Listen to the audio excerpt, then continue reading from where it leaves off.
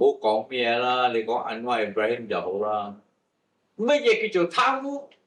佢嘅貪污係講濫用權力，係警方濫用權力啊，整我哋先㗎。我哋收佢，人哋喐手打我哋，兩個一齊報案。但到領會官喺嗰時報緊案㗎喎，但到領會官報緊案咯，阿東又報緊案喎。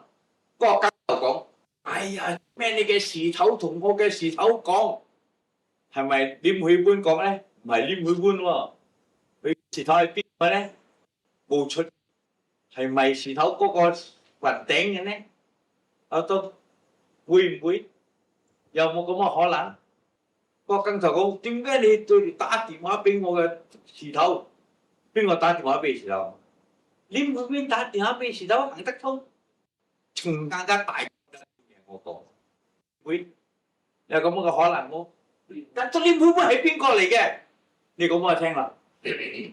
佢呢黐埋頭，佢喐動到冇幾廿蚊嘅，大佬你信冇？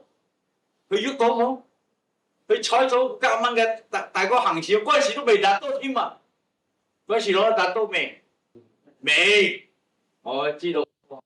佢搬都未達到，佢點樣去打電話俾佢嘅時頭？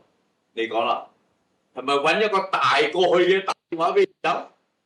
咁係濫用權，有冇濫用權？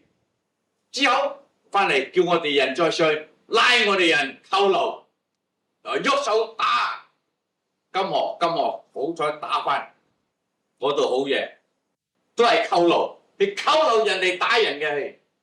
咁咪佢打翻起自己嘅副手上，你警方天公做嘅嘢啊！人算不如天算啊！都我同你講，有好多嘢，我哋中佢哋都中翻自己啊！你同我哋搞笑啊！啊！